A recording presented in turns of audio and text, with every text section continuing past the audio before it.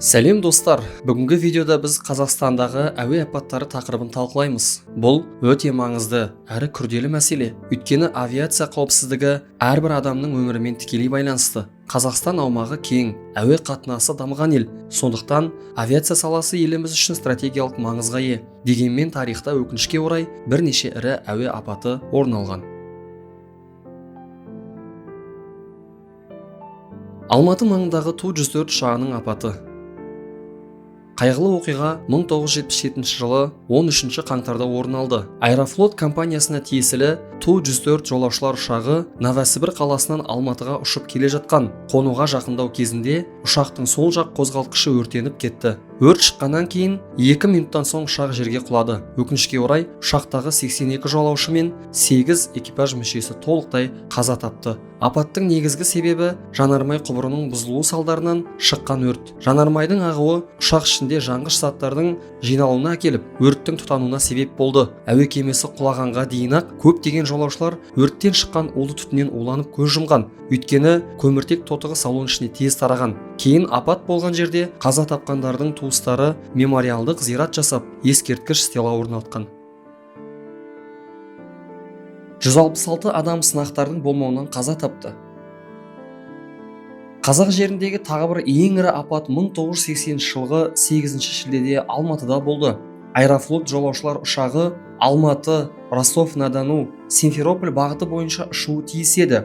Алайда ұшып шыққаннан кейін 2 минутқа жетпей жерге құлады. Ұшақ бортында 156 жолаушы және 10 экипаж мүшесі болған. Барлығы қаза тапты. Жерде болған тағы 9 адам жарақат алды. Ресми нұсқа бойынша апаттың себебі техникалық ақаулар. Атап айтқанда, максималды рұқсат етілген салмақпен Ту-154 ұшағы Алматының биік таулы әуежайындағы төменгі қысым мен жоғарғы температураға төтеп бере алмады. Тергеу барысында Ту-154 ұшағының мұндай жағдайларда бұрын сынақтан өтпегені анықталды. Осы апаттан кейін КСРО-дағы барлық ұшақтарға қанаттың ауа ағымымен шынайы өзара әрекеттесу параметрлерін анықтайтын құралдар орнатыла бастады. Сонымен қатар инженерлер қанат қақпаларының құрылымын жетілдірді.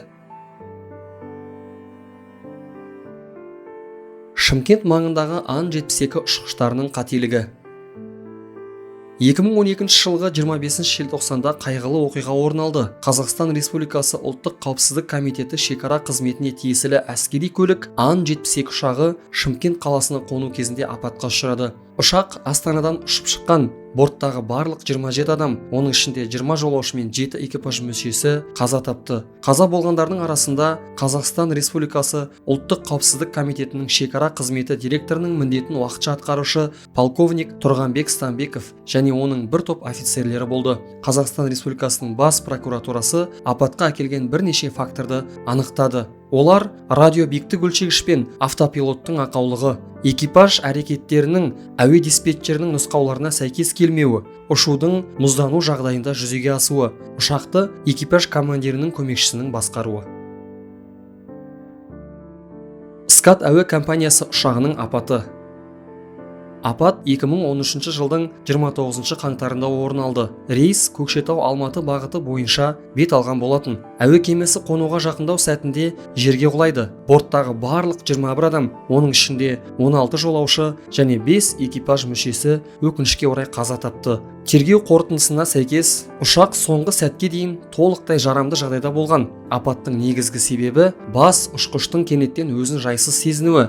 Патологоаналогтардың қорытындысы бойынша денсаулығының күрт нашарлауына ықтимал себеп жүректің ишемиялық ауруы. Ал екінші ұшқыш диспетчерлермен радиобайланысқа алаңдап, құралдардың көрсеткіштерін бақыламаған. Сол жылы Қазақстан президенті 2013 жылғы 31 қаңтар күнін ұлттық аза тұту күні деп жариялаған болатын.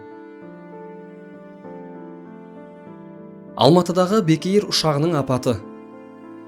Қазақстандағы ең белгілі апаттардың бірі 2019 жылы Алматыдағы Бек Эйр ұшағының апаты. Ұшақ Алматыдан Астанаға бағыт алған. Ұшып шыққаннан кейін көп ұзамай әуе кемесі биіктігін жоғалтып, апатты жағдайда қонуға мәжбүр болады. Ұшақ ұшу-қону жолағынан шығып кетіп, жеке тұрғын үйге соғылған. Қайғылы оқиға салдарынан 12 адам қаза тауып, тағы 67 адам түрлі дәрежеде жарақат алды.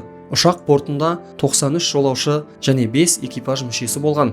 Тергеу нәтижесі бойынша 2022 жылдың сәуір айында ұшақтың апатқа ұшырау себебі жерде қанатының мұз қатуы деп аталды. Қазақстанның авиациялық әкімшілігі Бек Эйр компаниясының қызметінде бір қатар заң бұзушылықтарды анықтады. Атап айтқанда, бір әуе кемесінен алынған бөлшектерді басқа ұшаққа орнату фактілері тіркелген.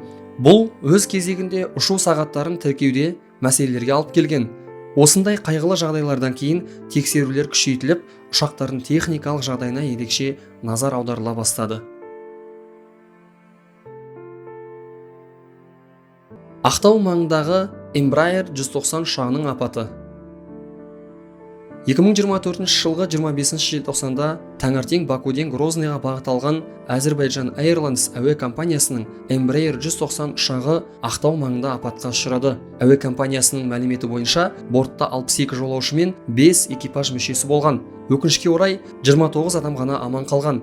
Нұсқалардың біріне сәйкес, ұшақ ішінде оттегі баллоны жарылып, соның салдарынан Embraer басқару жүйесін жоғалтып, Ақтау әуежайына жетуге 3 минуттан аз уақыт қалғанда құлаған. Басқа нұсқада құстар тобымен соқтығысу себебі де қарастырылған. 25 желтоқсан күні таңертең ұшақ Каспий теңізінің үстінде төтенше жағдай сигналын берген. Бұл ақпарат облыстық төтенше жағдайлар департаментіне сағат 11:00-де келіп түскен. Кейін ұшақтың Ақтау қаласынан 3 шақырым жерде апатты жағдайда қонғаны белгілі болған. Оқиға орнына бірден 52 қызметкер мен 11 техника жіберілді. Жеткен кезде әуе кемесінің жанып жатқаны анықталған. Жалпы алғанда құтқару жұмысына 150 адам және 45 техника жұмылдырылған. Қазақстан Республикасының көлік министрлігінің мәліметінше, бортта 37 Әзербайжан азаматы, 6 Қазақстан азаматы, 3 Қырғызстан азаматы және 16 Ресей Федерациясының азаматтары болған. Azerbaijan Airlines ұшағының апаты салдарынан 38 адам қаза тапты. Бүгінгі таңда авиация саласы бұрынғыдан әлде қайда қауіпсіз. Заманауи технологиялар, автоматтандырылған жүйелер және қатаң халықаралық стандарттар апаттардың алдын алуға көмектеседі. Дегенмен, қауіп толық жойылды деу қате болар еді. Сондықтан әрбір әуе компаниясы қауіпсіздік талаптарын қатаң сақтауы тиіс, ал жолаушылар да өз қауіпсіздігіне жауапкершілікпен қарағаны жөн. Осы апаттардан көз жұмған жандардың туыстарына біз қайғыра көңіл айтамыз. Егер сізге бұл тақырып қызықты болса, видеоға лайк басып, арнаға жазуды ұмытпаңыз. Пікірге өз ойларыңызды жазыңыздар. Себебі сіздің пікіріңіз біз үшін өте маңызды. Келесі видеоларда тағы да өзекті тақырыптар талқылаймыз. Көріскенше.